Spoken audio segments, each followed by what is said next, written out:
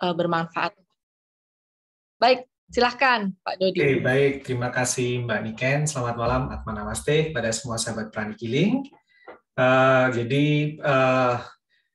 Setiap hari Rabu kan dalam sesi gerakan penyembuhan dunia ini kita menghadirkan berbagai macam narasumber, baik dari dalam dan luar negeri, dan mereka semuanya adalah para narasumber yang sangat berkompeten di bidangnya.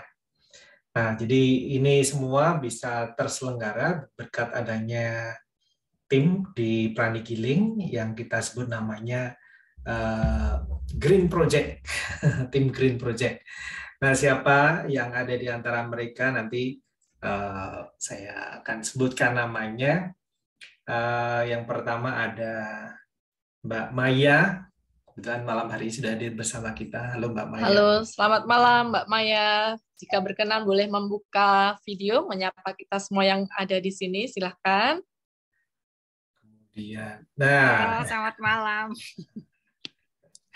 Halo Mbak. Namaste semua. Namaste. Kemudian yang kedua ada Ibu Devina. Ibu Devina datang nggak ya? Belum datang. Ada Ibu Sepertinya Devina. belum ada. Kemudian ada Mbak Yovita. Ini juga belum hadir pada malam. Belum datang juga. Belum bergabung. Ada Ibu Andria Sukowati. Halo Bu Andria.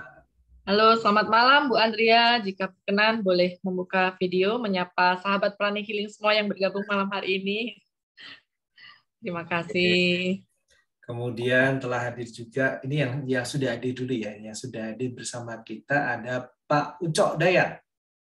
Pak Ucok. Namaste, selamat malam Pak Ucok. Boleh membuka video jika berkenan Pak. Oke, namanya Pak Ucok malu-malu. Oke, ini Bu Devina udah datang nih. Halo Bu Devina. Selamat malam Bu Devina. Apakah bisa buka video?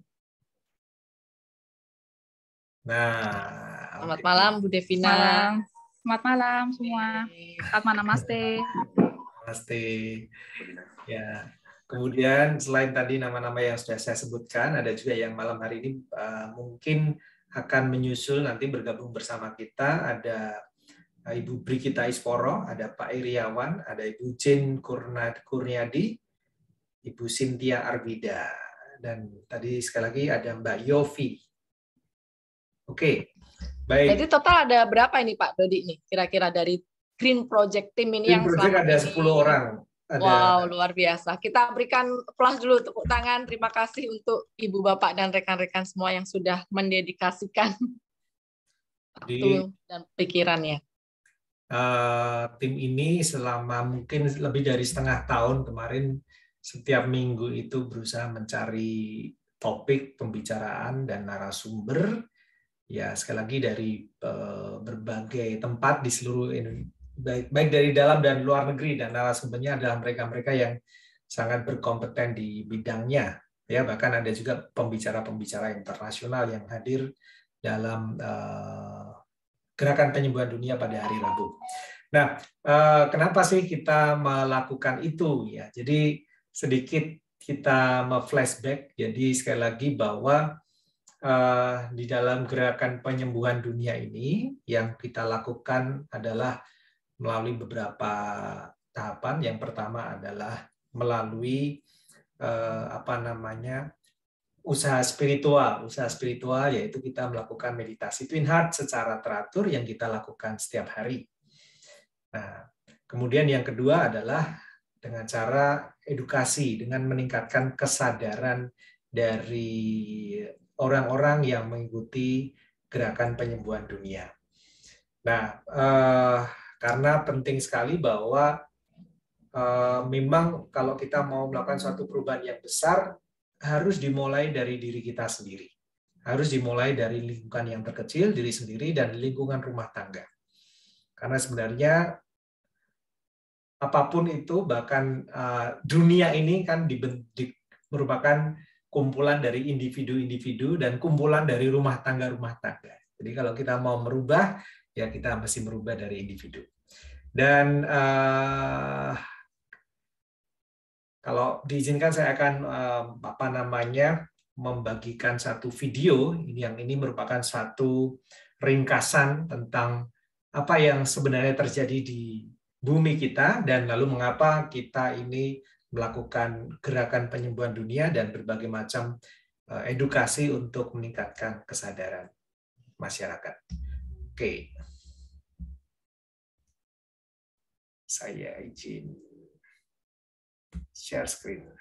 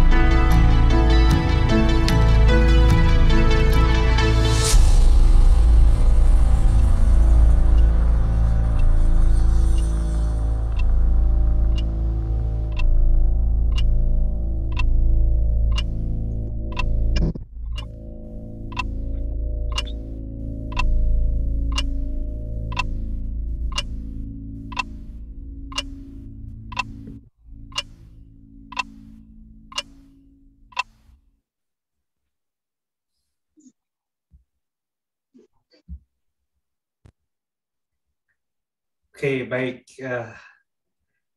Tadi di video dibuka dengan satu kata-kata bahwa kebahagiaan manusia itu ditentukan dari hubungan manusia dengan alam, kan begitu ya. Kemudian bahwa kita itu tinggal dalam satu bumi dan kita hanya memiliki satu bumi. Sebenarnya bumi kita ini cukup untuk menghidupi seluruh umat manusia.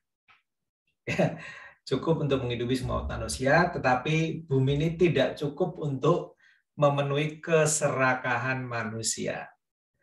Jadi apa yang terjadi tadi, gambaran singkat dari yang awal tadi, bumi yang indah, ya. Kemudian mulai ada berbagai macam aktivitas manusia, sampai akhirnya yang terakhir pemandangannya adalah sampah, ya. Dari sudut pandang pranic healing, tidak ada salahnya kita memanfaatkan alam, karena memang alam ini disediakan Tuhan untuk kesejahteraan umat manusia. Tetapi kita harus menggunakannya secara bijaksana dan kita juga harus menjaganya, karena hanya dengan menjaga alam, melestarikan alam, maka kelestarian manusia pun akan tetap terjaga. Maka kemarin kita dalam sesi-sesi diskusi kita memasukkan dalam satu bingkai besar, yaitu bahwa bingkai sustainability, ya, atau keberlanjutan. Ya, nggak apa-apa kita memanfaatkan alam, tetapi jangan serakah. Dan kita harus menjaganya supaya nanti alam ini tetap bisa mensupport kita sampai bertahun-tahun, berabad-abad ke depan, sampai anak cucu kita. Nah, untuk itu pada malam hari ini saya juga mengundang teman-teman dari anggota Green Project, ya, untuk kita untuk memflashback, ya, kembali apa yang kita lakukan selama kurang lebih dari 6 bulan terakhir lah. Nah, menurut teman-teman bagaimana? Apakah kita sudah mencapai hal-hal yang kita inginkan, sejauh mana efektivitas kita, dan ini mungkin sedikit saya tampilkan lagi apa yang pernah kita bagikan, ya. Jadi ini mungkin nggak semuanya, tapi sekedar untuk merefresh saja. Jadi dulu awalnya kita awali dengan membuka kesadaran mengenai jejak karbon. Ya, jejak karbon, bahwa ternyata setiap aktivitas kita itu menghasilkan karbon, dan karbon ini menghasilkan efek rumah kaca, dan akhirnya membuat perubahan iklim dan juga kerusakan alam. Dan ternyata apa yang mengejutkan, ternyata dari waktu itu yang membawakan Mbak Maya, ya, pertama kali, ternyata rata-rata setiap orang, kalau semua orang itu memiliki perilaku konsumsi seperti kita, itu ternyata bahwa kita itu butuh paling tidak waktu itu macam-macam, ya. Ini waktu itu mungkin ada yang butuh 3,3 bumi, ada yang butuh 4 bumi, ada yang butuhkan 5 bumi untuk tetap hidup. Padahal seperti tadi, kenyataannya kita hanya memiliki 1 bumi, teman-teman. Nah, jadi berarti bumi ini nggak cukup lagi untuk kita bumi ini tidak tidak bisa lagi memenuhi kebutuhan kita. Ya, kemudian juga waktu itu dilanjutkan lagi mengenai konsumsi berkelanjutan. Waktu itu ada Ibu Brigita Isworo, kemudian juga ada materi-materi tentang berkebun organik, kemudian juga membentuk suatu lingkungan yang pro iklim untuk gaya hidup berkelanjutan, kemudian ada healing forest, kemudian juga bagaimana dampak mengkonsumsi daging itu terhadap lingkungan hidup, ya. Waktu itu ternyata kalau kita produksi karbon itu ternyata salah satunya tertinggi dari peternakan. Nah, juga konsumsi air di dunia ini terbesar salah satunya adalah untuk peternakan ternyata. Kemudian juga kita bicara air, kemudian juga pernah membicarakan mengenai septic tank, mengenai makanan, bahwa kita ini ternyata banyak membuang makanan, terutama Indonesia, negeri kita Indonesia itu ternyata pembuang makanan, sampah makanan terbesar nomor 2 di dunia. Padahal Indonesia itu masih terkenal sebagai negara berkembang, belum negara maju, tapi ternyata membuang sampah makanan itu, makanan yang tidak dimakan itu nomor 2 di seluruh dunia. Kemudian waktu itu juga pernah bicarakan mengenai kantor eco office, kemudian juga green building, kemudian juga tentang solar panel, kemudian juga bahaya merkuri, kemudian juga tentang merapikan rumah atau mengurangi penggunaan menyimpan barang-barang yang tidak kita butuhkan, mengurangi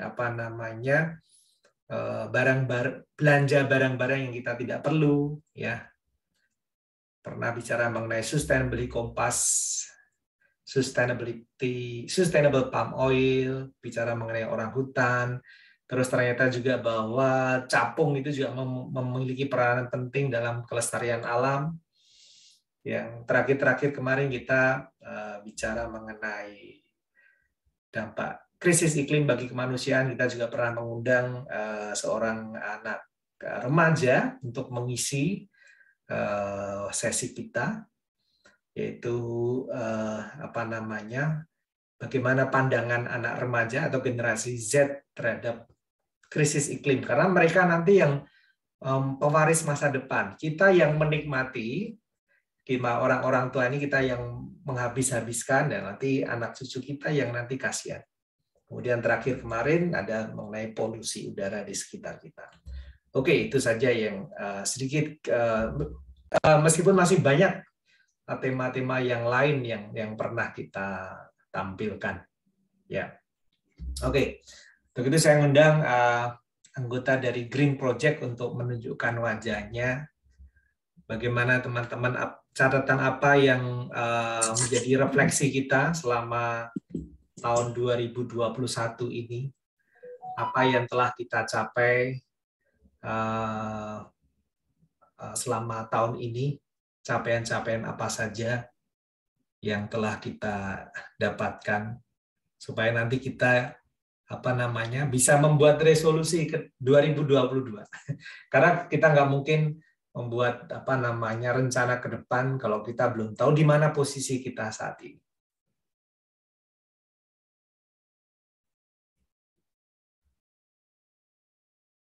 Nah, ini yang udah nampak, ini Pak Ucok dulu nih. Ada komentar Pak Ucok. Lanjut dulu, Mas Rudi. Lanjut dulu. Mbak Maya, mari Mbak Maya. Curang. Bang Ucap curang. Ya, terima kasih Mas Dodi. Buat saya ini menarik sih kegiatan Green Project ini, karena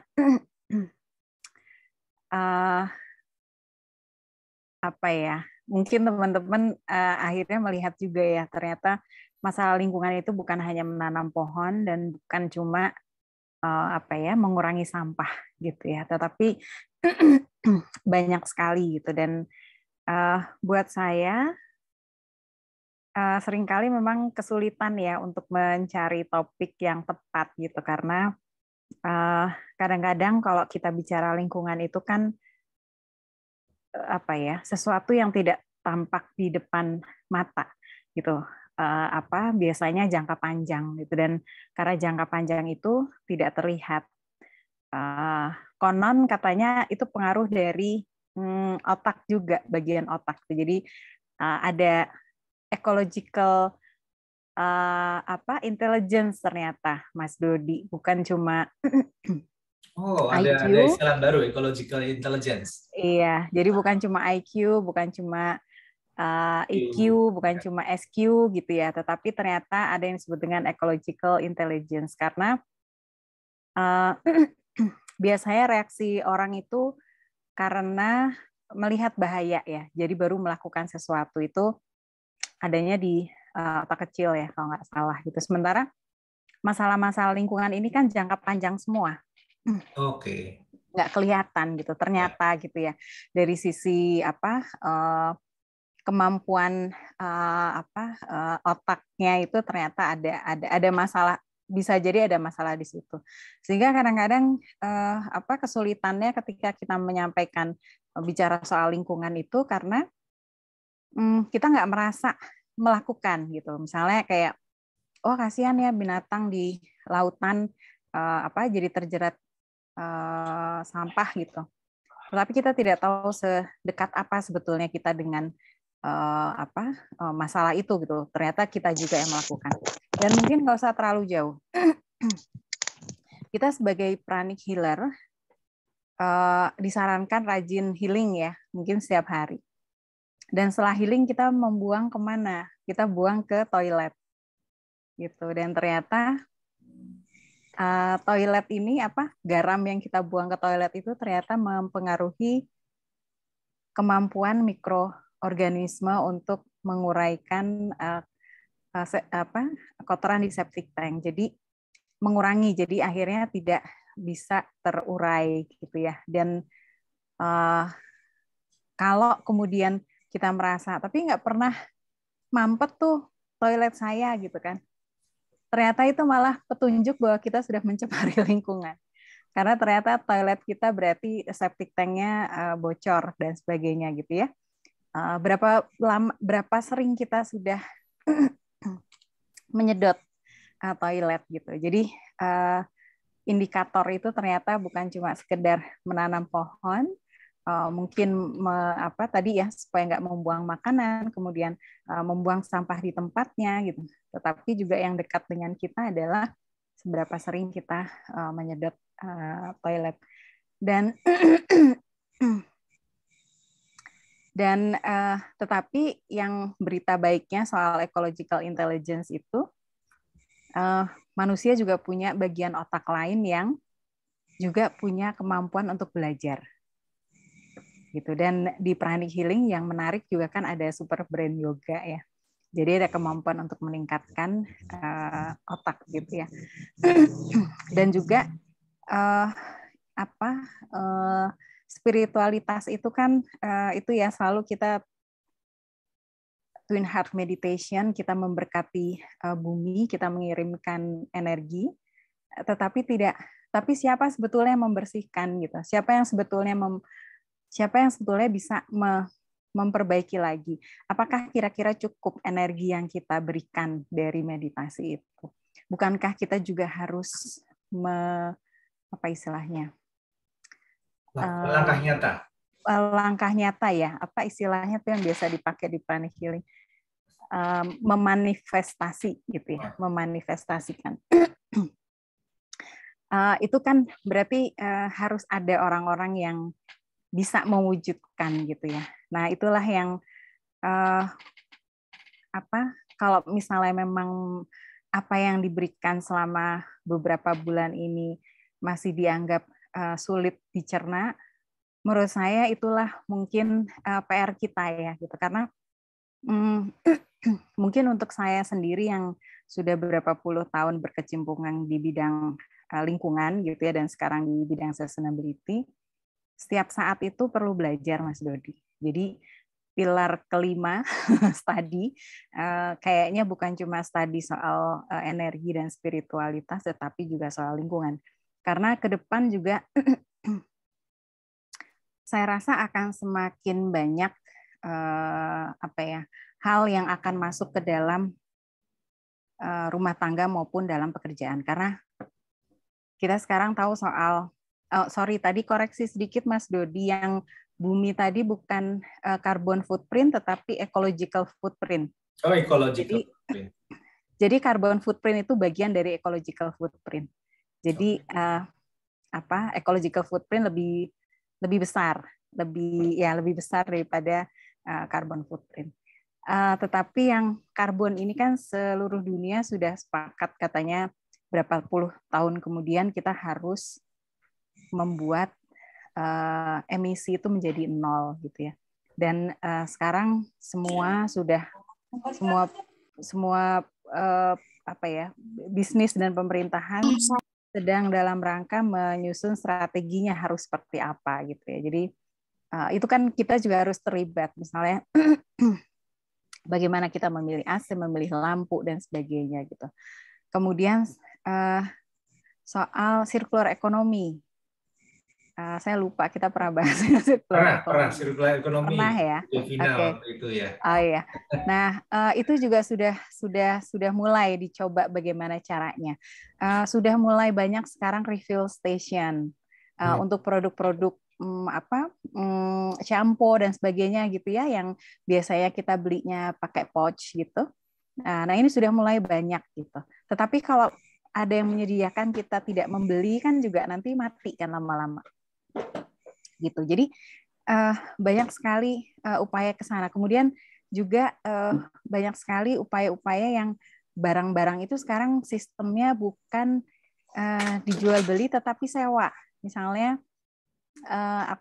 AC gitu ya, atau kulkas gitu, atau TV gitu. Kita nggak beli baru Mas Dodi, tapi nyewa sistemnya. Ya. Itu sudah mulai banyak gitu ya. Tujuannya sebetulnya enak kalau kita udah mulai bosen atau kita pengen lagi, kita nggak usah nunggu rusak, tapi kita bisa kembalikan gitu ya. Bagusnya supaya nanti produk yang beredar di pasaran itu berkurang dan sebagainya. Jadi kalau misalnya sekarang ini belum terlalu banyak ya isu lingkungan di luar pohon dan sampah, mungkin ke depan kelihatannya akan semakin banyak isunya, Mas Dodi. Jadi mudah-mudahan sih teman-teman ke depan semakin semangat ya, dan termasuk juga lingkungan ini mudah-mudahan dilihat bukan hanya sebagai sesuatu yang menghabiskan biaya ya, tetapi juga arah bisnis ke depan juga itu memasukkan lingkungan sebagai bagian dari bisnis gitu. Jadi lingkungan itu bukan sesuatu yang menghabiskan biaya, tetapi jadi satu gitu ya dengan kehidupan sehari-hari maupun dalam pekerjaan sehari-hari. Mungkin gitu sementara Mas Dodi. Mohon maaf jadi panjang. Terima kasih. Mbak Maya belajar tentang sustainability berapa tahun, Mbak? Kalau saya itu sebetulnya kalau pendidikan kan sebetulnya saya teknik lingkungan ya. Kemudian kalau sustainability itu saya belajar sambil kerja ya. Jadi kebetulan 97 ya saya mulai bekerja di bidang sustainable development, kemudian kebetulan ketemu dengan guru yang dia bisa menceritakan sustainability itu dengan mudah gitu. Ternyata semua orang sebetulnya bisa menangkap, dan itu sudah berapa puluh tahun. 24 tahun, Mbak. 24 ya. Iya, kemudian 4 abad loh itu. Kemudian saya merasa bahwa ini harus ada harus terbukti gitu ya secara profesional. Jadi memang kemudian saya mengambil ujian untuk sertifikasi profesi di sustainability di internasional. Gitu sih Mas Dodi. Ya, Mbak Maya, terima kasih. Jadi ini cuma gambaran saja Mbak Maya yang sudah hampir seperempat abad belajar mengenai sustainability development aja masih terus belajar. Apalagi kita yang di Pranikiling ini baru mungkin sekitar 6 bulan terakhir. Jadi ini belum benar-benar aware, belum memiliki gambaran yang utuh tentang isu-isu sustainability, circular economic dan sebagainya. Tapi mudah-mudahan ya kita patut apresiasi apa yang dilakukan oleh Green Project ini, membuka wawasan ya. Kayak sekolah baru 6 bulan ini, sekolah kan ya satu semester ya. Harus 1 semester. Jadi oke lah ya. Baik, makasih Mbak Maya. Maka saya undang juga anggota Green Project yang lain untuk catatan tahun 2021 ini, apa yang ingin digarisbawahi dari tahun 2021. Telah hadir juga bersama kita Mbak Yofi. Malam Mbak Yofi, silakan. Kalau ada yang komentar Mbak Yofi, Pak Uco, Bu Devina, Bu Andria. Malam Pak Dodi, saya mendengarkan dulu ya Pak. Oke, ya. Ini yang pakar-pakarnya Bu Devina, silakan Pak Ucok. Ya, silakan Bu Dev.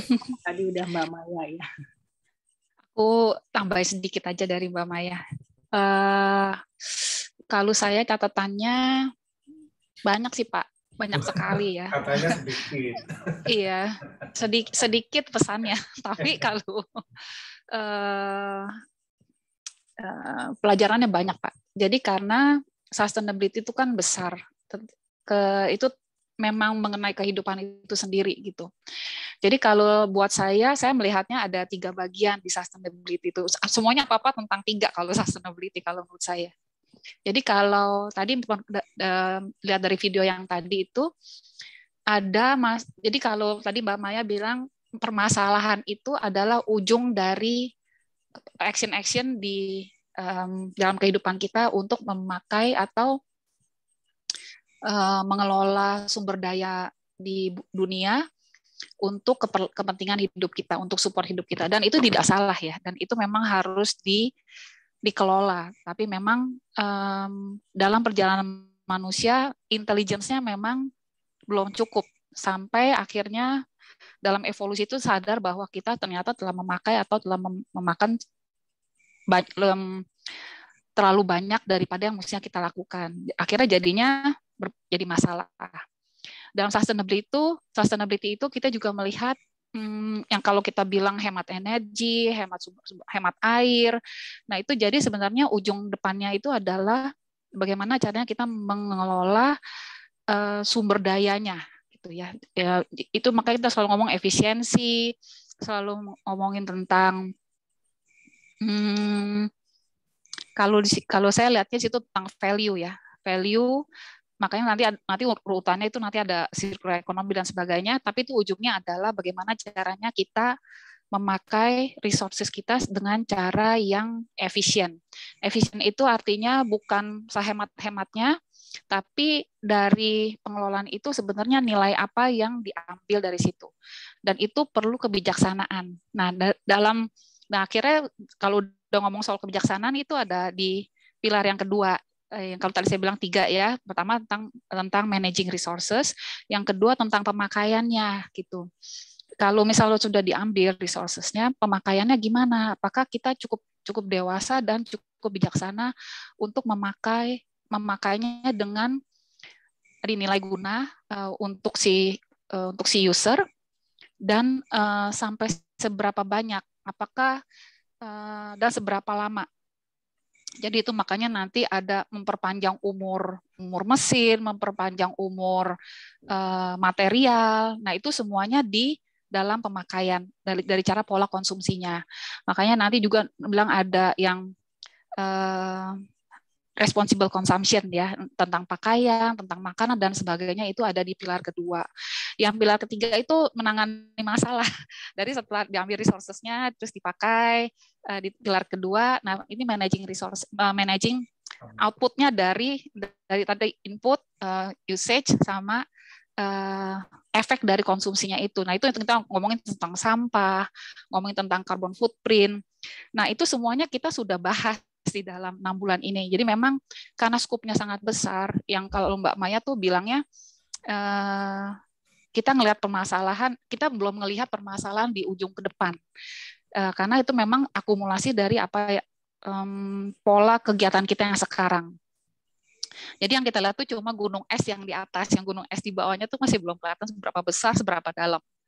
Jadi memang kegiatan ini memang harus kita terus lanjutkan sih, supaya apa yang masalah masa depan tuh belum kedefinisikan ya kalau dengan pola yang ada. Kalau lihat dari pola sustainability itu memang akhirnya kita struggle antara managing resources sama managing impact di ujung kanan itu. Nah, yang kalau tadi Mbak Maya ngomong ecological intelligence, kalau saya jadi menekankan dengan resolusi 22 ini, saya ingin mengkaitkan dengan pilar keduanya yang di dalam konsumsinya itu, yang kita bisa berkontribusi besar.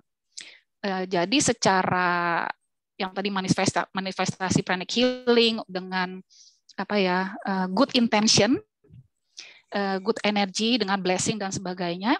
Tapi kalau dalam sustainability itu intention itu nggak cukup. Tapi kita memang harus terus-menerus melakukan. Kita harus, makanya meditasi juga mesti sering-sering karena supaya kita mengingatkan lagi ya, harus di-purify lagi, terus-menerus dimurnikan bahwa intensinya adalah untuk membangun dengan lebih bijaksana. Jadi nggak cuma niatnya membangun, tapi bangun yang mana nih gitu. Jadi kalau mau memakai, mau nambah nilai guna yang mana gitu. Dan sekarang jadi dengan adanya Green Project ini, dengan adanya setiap Rabu itu membicarakan ini, jadi kita melihat gitu sembari ngecek radar sih sebenarnya sudah sampai sejauh mana perjalanan kehidupan manusia gitu. Jadi kalau di yang kedua itu saya ingin mengajak, jadi kalau kita memang sudah terus-menerus ya mengenalkan konsep-konsep baru atau mengulang atau meng-highlight lagi terminologi atau konsep yang sudah dibahas, tapi dengan pendekatan yang lebih actionable, itu rasanya akan istilahnya jejak ya, lebih. Jadi yang kita ukur kalau dalam sustainability itu adalah impact. Jadi dampaknya apa dari semua apa yang sudah kita ketahui, apa yang kita intensikan, hasilnya sudah sampai sejauh apa. Jadi buahnya yang kalau di Planet Healing itu apa ya? Kalau buah itu apa ya, Pak Dodi? Kalau buah-buahnya itu hasilnya itu kalau kita kan penyembuhan ya, kalau di Planet Healing. Tapi kalau dalam sustainability itu impact-nya apa gitu. Jadi apanya yang apa yang sudah terbantukan dari action kita gitu. Kayaknya kalau nanam pohon nggak cukup satu orang, atau misalnya Bu Heni aja atau Pak Ucok aja yang gardening ya, yang ecological gardening gitu. Tapi semuanya harus ikutan gitu supaya impact-nya lebih berdampak gitu terhadap kepentingan umat manusia. Jadi yang untuk actionable itu nggak apa-apa sembari pembelajaran atau pendampingan itu memang dari pakar-pakarnya seperti Mbak Maya, Pak Ucok, dan lain-lain. Tapi dari kitanya sendiri, kita sudah memang yang bergabung di sini saya yakin ya punya dengan niat yang baik untuk membantu penyembuhan dunia. Cuma dari kita memang ada itu yang intelligence lagi dari individual intelligence yang kita bisa tuangkan dalam kegiatan kita sehari-hari yang memberikan kontribusi terhadap sustainability gitu. Ya itu kan tadi ya yang nyetekin listrik di rumah, steker di rumah kan kita masing-masing ya. Yang masak di rumah, maker makanan supaya enggak berlebih itu tuh kan masing-masing ibu-ibu ya atau bapak-bapak yang menyiapkan ke seluruh keperluan rumah tangganya. Nah, itu yang ya memang harus ditranslate. Pengetahuan yang sudah kita punya itu harus ditranslate dalam action sehari-hari. Seberapapun kecilnya nggak masalah, tapi kalau dilakukan terus-menerus pasti akan ada impact yang berarti gitu. Itu aja sih Pak Dodi dari saya. Ya, makasih banyak Bu Devina untuk melengkapi. Ya. Sama-sama. Oke, kita undang lagi teman kita yang lain dari Green Project, Pak Ucok. Mari Pak Ucok. Catatan 2021, Pak. Mana nih Pak Ucok? Saya monitor aja, Mas Dodi. Ini pakar-pakarnya Mbak Maya, Mbak Devina. Saya monitor aja. Terima kasih. Surat penunjukan pakarnya nggak ada, Pak. Semua orang pakar. Ya. Oke, kalau gitu Bu Andria barangkali. Bu Andria mau ikut bicara, Bu? Saya juga mau dengar dulu aja.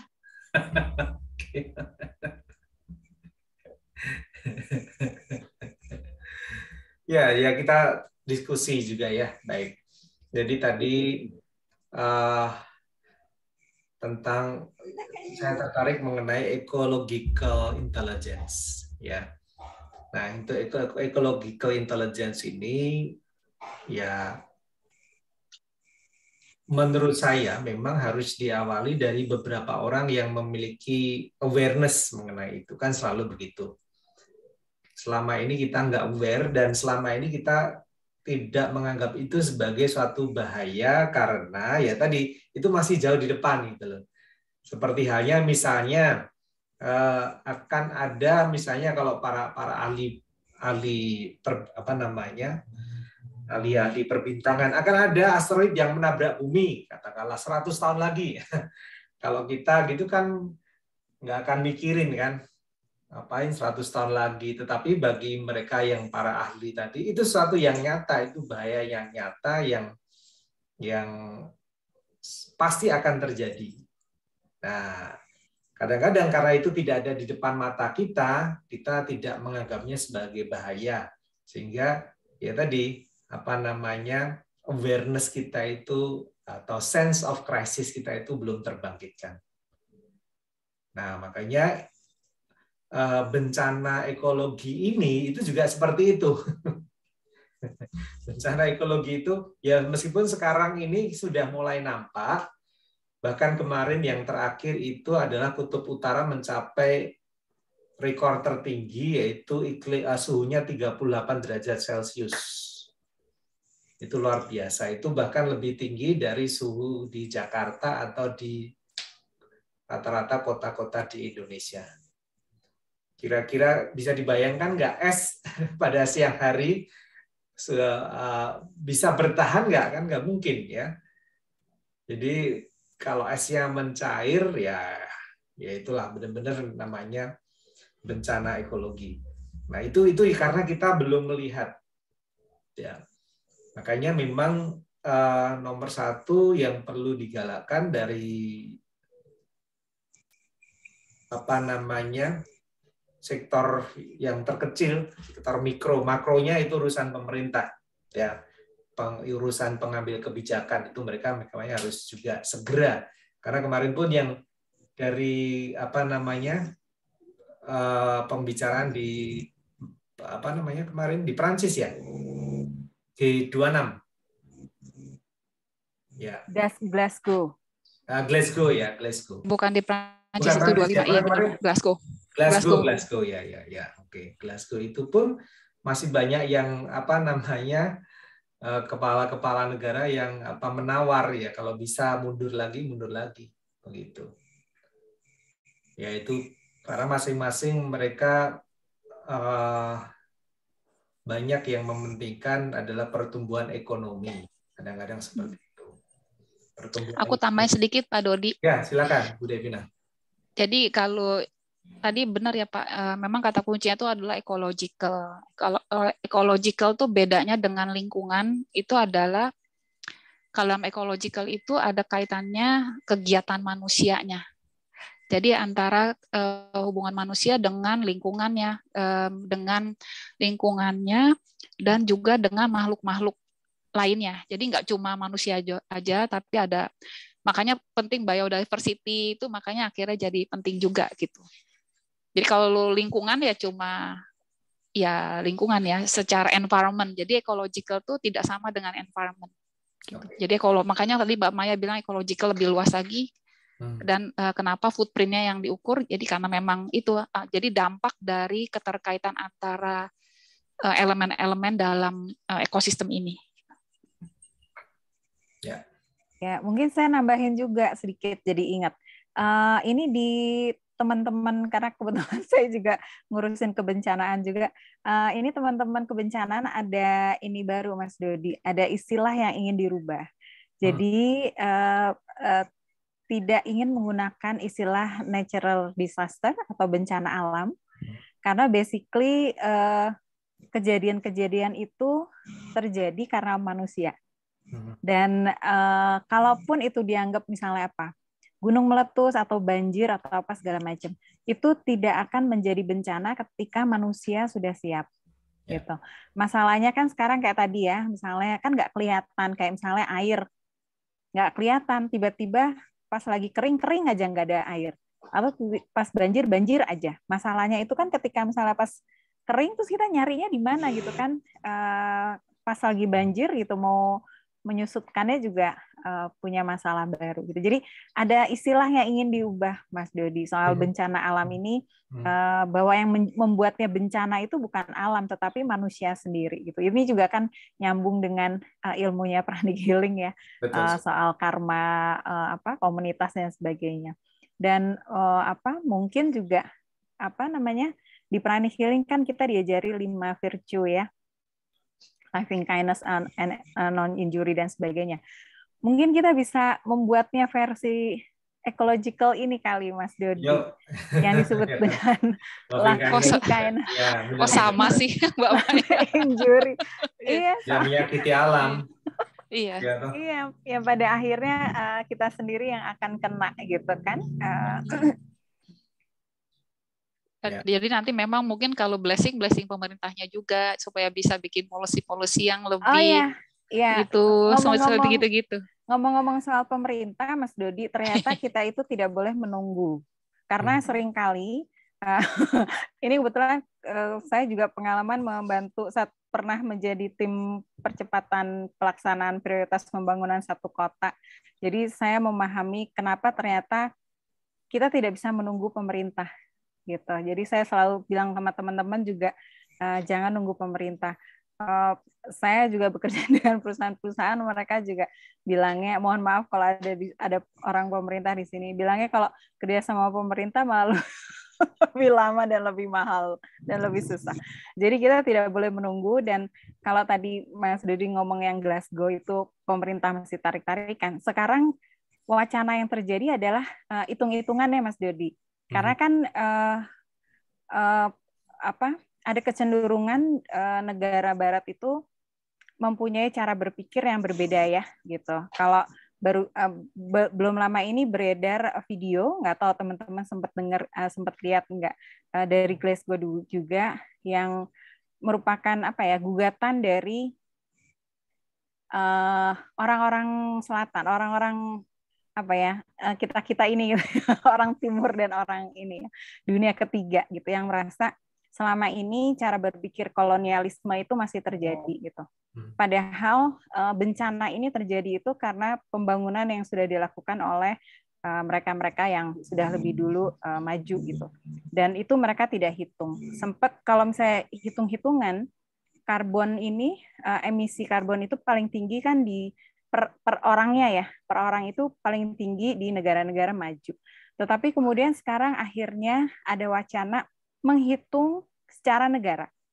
Kalau menghitung secara negara, walaupun Indonesia itu kecil banget sebetulnya, tetapi karena dihitung berapa 200 berapa sih sekarang 70 juta.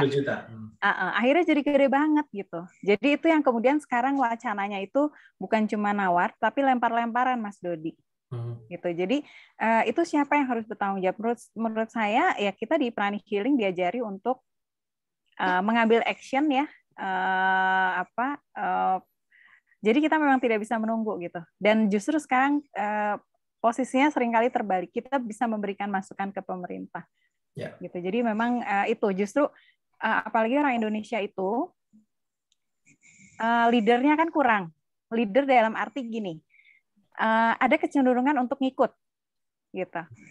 Follower banyak, follower banyak. Coba perhatiin semua, kalau misalnya ada hal baru gini, pasti selalu, udah ada contohnya belum? Udah ada ini belum? Gitu. Karena gitu selalu harus ada contoh. Sampai ada istilah ATM. ATM itu amati, tiru, dan modifikasi. Gitu. Karena kayaknya harus ada contoh lah, terus siapa yang mulai gitu, nggak ada yang ngasih contoh. Nah kalau menurut saya ya sudahlah gitu, mungkin pranic healing kita punya kekuatan gitu ya, saya merasakan sekali gitu ya mendapat kekuatan pranic healing untuk melakukan hal-hal yang sebelumnya saya bayangkan tidak bisa gitu ya, di level nasional maupun internasional, tetapi akhirnya saya bisa gitu. Jadi saya yakin ya kita diberi bukan tanpa alasan atau maksud tiba-tiba ada acara sesi green project seperti ini gitu ya. Saya pikir harus membuahkan sesuatu yang lebih dari sekedar tahu gitu, lebih dari sekedar ya udah gimana masing-masing kalian bisanya apa. Kalau menurut saya potensinya lebih besar gitu daripada itu. Baik, tapi ide yang menarik tadi untuk menerjemahkan 5 kebajikan berkaitan dengan ekologi. Ya, mari mungkin nanti kita bisa godok untuk menjadi salah satu resolusi 2022. Itu PR-nya yang nggak mau ngomong hari ini. Jadi Ya. Bang Ucok, Mbak Andrea.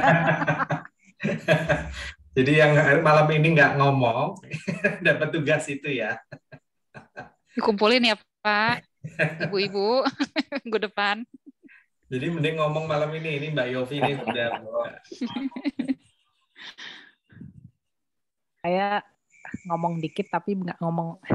Sebenarnya saya nggak ngomong ini karena apa? Karena saya ngaku saya hanya baru newbie juga mengenai sustainability, ekologi, apa semuanya itu hal yang baru gitu loh buat saya. Dan dengan adanya Green Project ini sebenarnya sangat-sangat membuka wawasan ya. Makanya setiap kali ada pembicara-pembicara itu membawakan topik-topik kadang-kadang yang sampai ternyata bisa gitu ya, ternyata menyebabkan itu gitu. Itu sangat-sangat ya tadi membuka wawasan dan membuat kita tuh ya tadi menyadari lebih dalam lagi bahwa ternyata sekecil apapun ya yang kita lakukan memberi dampak ke lingkungan kita gitu loh Pak.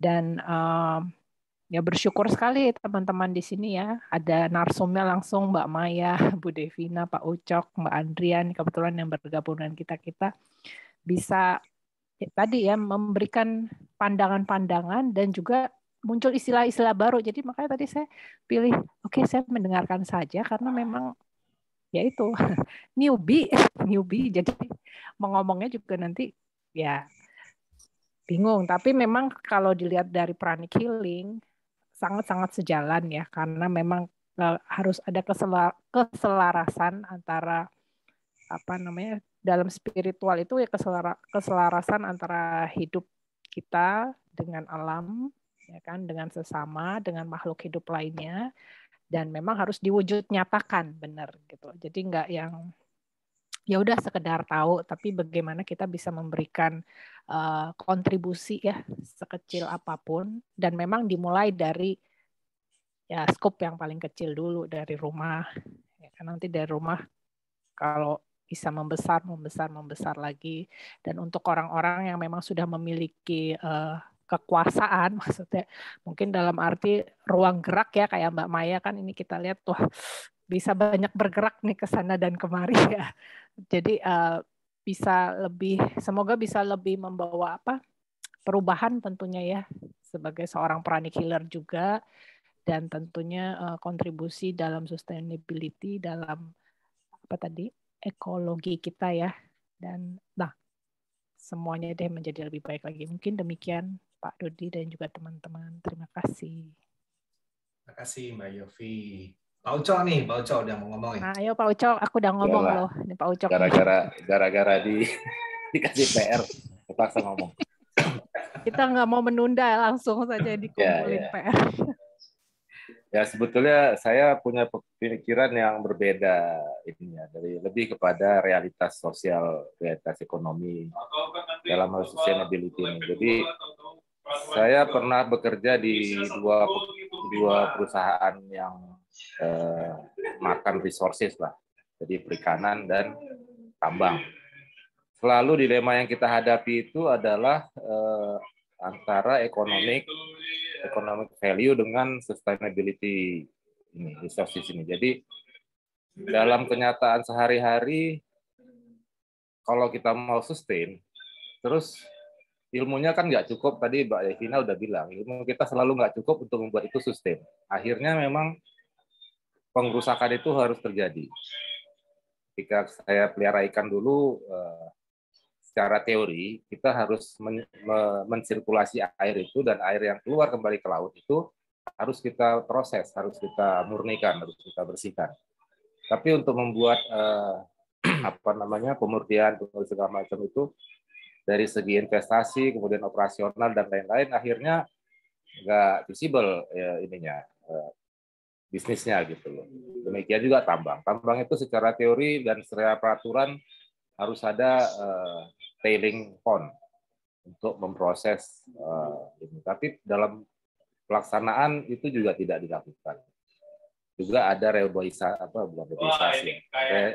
restorasi, biaya restorasi. Jadi perusahaan-perusahaan tambang itu harus mengumpulkan dana untuk mengembalikan lahan yang mereka rusak itu pada saat selesai penambangan, harus cukup dana yang disimpan untuk kemudian menghijaukan kembali. Tapi juga dana yang dikumpulkan itu juga nggak cukup ini. Jadi terus kalau analoginya saya dulu pernah bekerja di perusahaan IT juga begitu, antara keamanan dan operasional, kelancaran operasional, selalu tarik-marik. Kalau kita mau lancar, mau cepat, keamanan tuh nggak harus dikorbankan. Tapi kalau kita mau aman sekali, kemudian kita nggak dapat customer karena jadi lambat dan bertele-tele gitu. Jadi ya Mbak Devina dan Mbak Maya kan sangat mengkampanyekan masalah sustainability, lingkungan, dan lain-lain. Tapi dalam penyataannya, di lapangan, hal-hal seperti itu sangat sulit dilakukan oleh para pelaku industri. Nah, saya dulu pernah dapat kuliah dari Pak Sampurno ya. Dulu Pak Sampurno itu dosen geologi, Mbak Maya. Tahun berapa ya? Sampurno dari geologi. Dia pernah bilang bahwa kalau kita nggak merusak alam ini, kita kemudian nggak bisa hidup maju. Kemajuan itu hanya bisa dilakukan dengan merusak. Tapi memang kemudian harus ada upaya-upaya untuk menjaga resources itu supaya tetap bisa berkembang. Tapi kemudian dia juga meyakinkan kejar-kejaran antara kemampuan kita untuk menjaga dan kemampuan kita untuk merusak, at the end of the day, alam ini akan mencari keseimbangan baru. Keseimbangan baru itu either itu kekuatan alam itu sendiri atau memang ada campur tangan manusia. Karena sejarah membuktikan kita selalu kalah dalam hal ilmu sustainability-nya. Setiap kali ilmu merusaknya maju 2 langkah, kemudian orang-orang seperti Mbak Maya, Mbak Devina berkampanye itu 1 langkah doang majunya gitu loh. Tapi dia bilang yakin aja bahwa dunia akan mencari keseimbangan baru. Nah, misalnya hutan kita ini apa segala macam akan ada keseimbangan baru. Mungkin dengan bencana tadi yang dibilang oleh Mbak Maya tadi, keseimbangan baru itu ya hasil kerja manusia juga gitu. Nah, jadi ya ini pandangan dari pelaku industri lah ya, yang berbeda dengan para promotor sustainability ini. Nah, mungkin yang jadi PR saya itu sebetulnya, yang jadi pikiran saya bagaimana kita dari sisi planet healing community ini menyikapi kejar-kejaran antara kemampuan merusak dan kemampuan untuk menjaga ini. Di mana kita bisa memfungsikan planet healing ini sehingga kemampuan menjaganya bisa lebih tinggi. Gitu.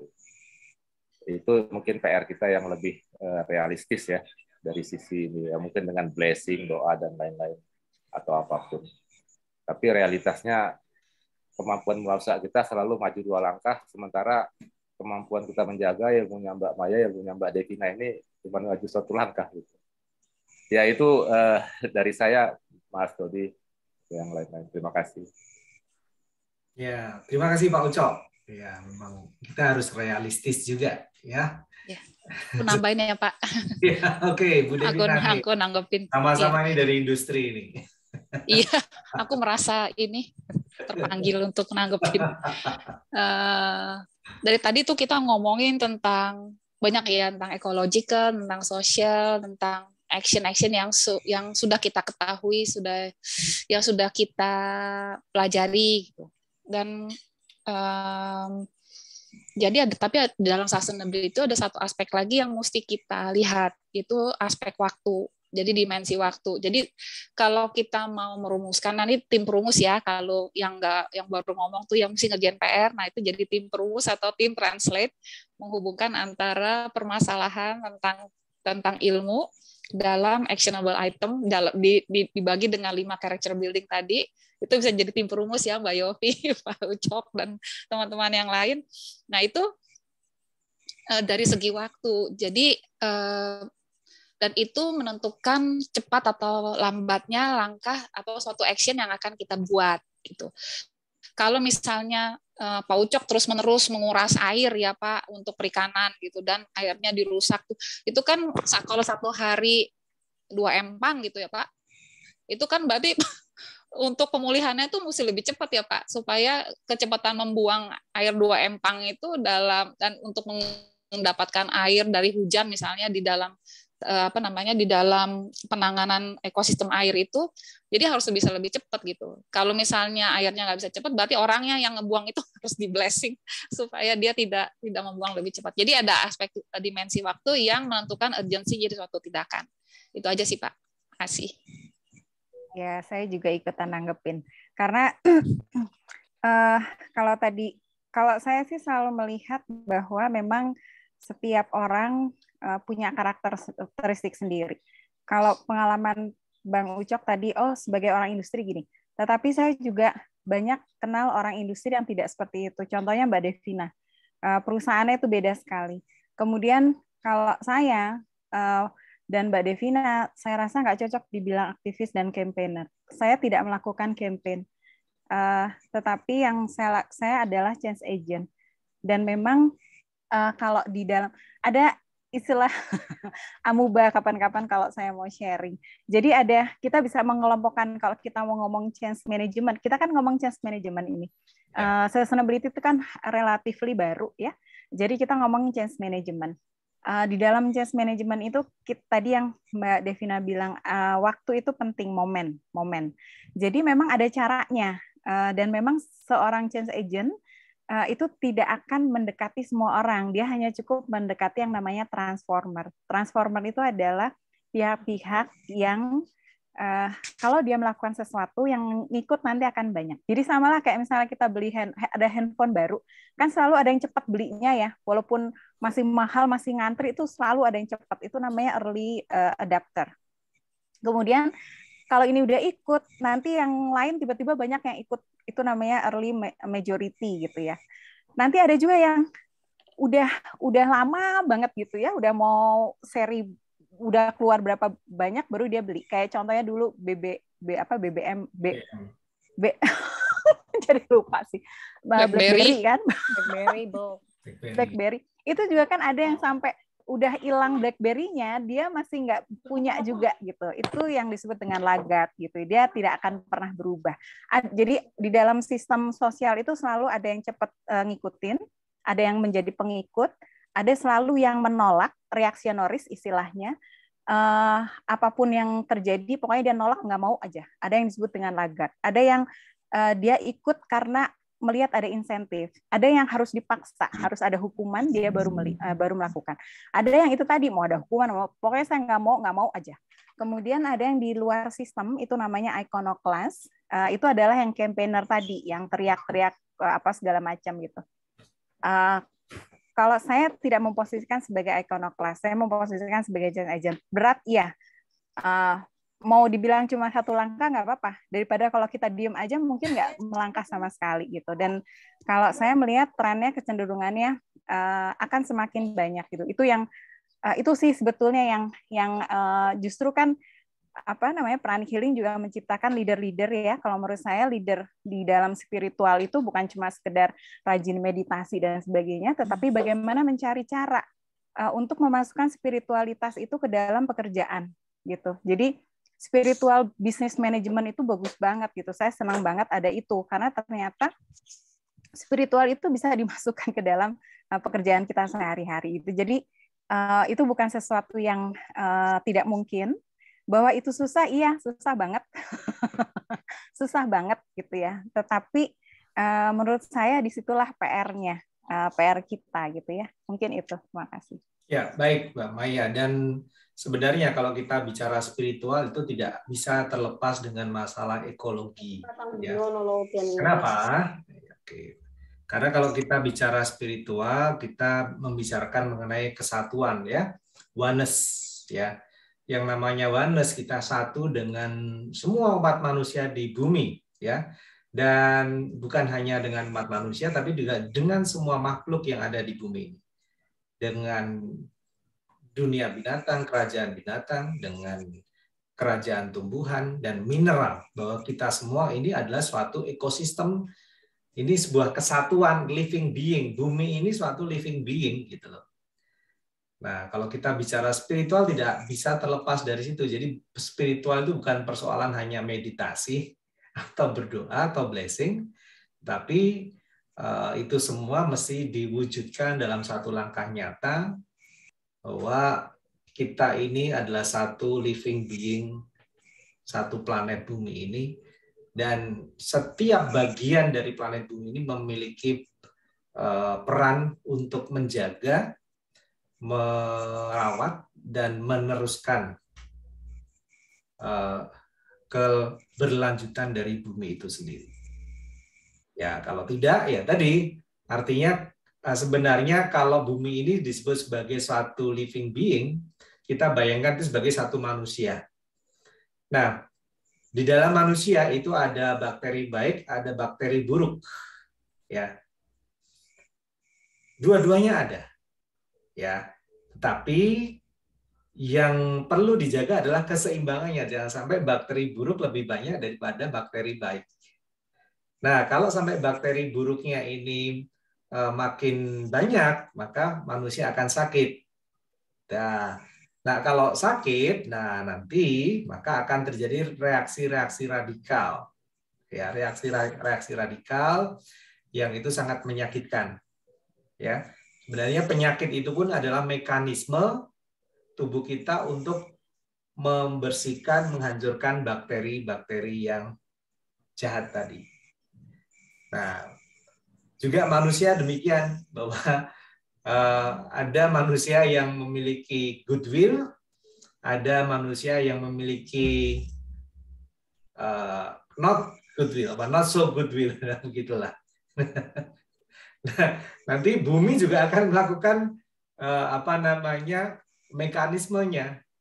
Kalau yang not so goodwill-nya itu besar sekali, ya bumi ini akan sakit dan akan terjadi mekanisme untuk mengeliminasi. Ya, bakteri itu kan dieliminasi, bakteri jahatnya sampai pada tingkatan seimbang kembali. Itulah yang sebenarnya selama kita bisa menjaga keseimbangan, bumi kita akan tetap terjaga. Jadi kita ini memang sama-sama baru belajar. Jadi terlepas dari masih jauh dari kesempurnaan, tapi adanya suatu niat baik bagi kita untuk kita menyatukan spiritualitas dengan ekologi, dan kemudian kita wujudkan dalam satu tindakan nyata, itu adalah satu yang sangat mulia. Dan saya rasa ini menjadi satu batu pertama bagi kita untuk melangkah, ya pijakan kita untuk melangkah ke masa depan. Nah, sekarang kira-kira apa nih resolusi kita tahun 2022? Apa yang menjadi green resolution kita?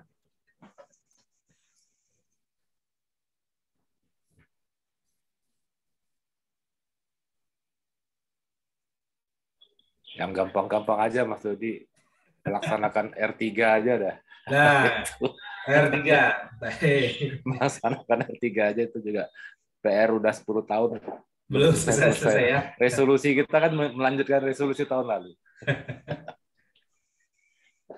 3R kali maksudnya ya. 3R. Ya, 3R ya. Ini ada tambahan lagi sebenarnya, kalau boleh saya share screen dikit nih. Di konsep 3R ini berkembang sebenarnya. Karena termasuk tadi ada yang refill ya. Iya, kalau mau ada 9 Mas Dodi. Ada 9. Kalau mau lengkap. Okay.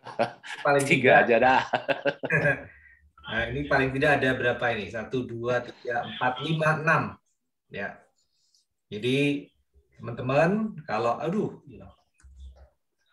kita bisa mulai langkah nyata dengan cara ini yang meskipun sekali lagi sustainability itu suatu yang rumit, tetapi tetap kita bisa melakukan dari hal-hal yang sederhana. Di antaranya Anda bisa mulai dengan hal ini. Yang pertama, mengurangi. Mengurangi apa? Yaitu mengurangi plastik sekali pakai. Ya, kurangilah plastik sekali pakai. Kemudian yang kedua, gunakan reuse. Yang pertama reduce, yang kedua reuse. Gunakan kembali. Ya, jadi pakailah barang-barang yang bisa digunakan kembali. Plastik boleh sih, plastik boleh, tetapi jangan yang sekali pakai. Jadi tas plastik, tapi tas plastik yang bisa dipakai berulang kali. Kemudian box plastik yang bisa diulang berkali-kali, gitu ya. Jadi apapun yang bisa digunakan lagi dan lagi. Kemudian refill. Nah, ini tadi yang tadi juga bawa tumbler kemana-mana. Ini juga sudah menjadi kebiasaan kita di Prani Giling. Kalau setiap kelas sekarang kita mesti bawa tumbler. Kemudian juga refill, apalagi refill tadi kalau ada industri yang refill sabun, refill deterjen, nah itu mesti kita support karena ini salah satu yang bisa membantu secara ekologi. Kemudian repair and repurpose. Jadi perbaiki, jadi ada barang-barang yang rusak, jangan cepat-cepat dibuang. Kadang-kadang ada sesuatu yang cacat dikit, nggak mau dipakai, gitu loh. Kadang-kadang kita itu terlalu perfeksionis ya. Jadi sesuatu yang sebenarnya masih bisa diperbaiki, kita buang, kita masukkan gudang dan tidak dipakai lagi. Atau sebenarnya bisa repurpose, yaitu barang-barang yang sudah kita tidak pakai, ya itu kemungkinan besar loh masih bisa dipakai oleh orang lain. Nah, makanya ini repurpose kita berikan kepada, kalau di luar negeri ada charity shop, mungkin kita bagikan pada orang-orang tetangga kita yang membutuhkan. Misalnya Anda masih punya, Anda beli furniture baru, furniture lama Anda jangan dibuang begitu saja, tapi berikan kepada tetangga Anda, mungkin kanan kiri Anda atau saudara Anda.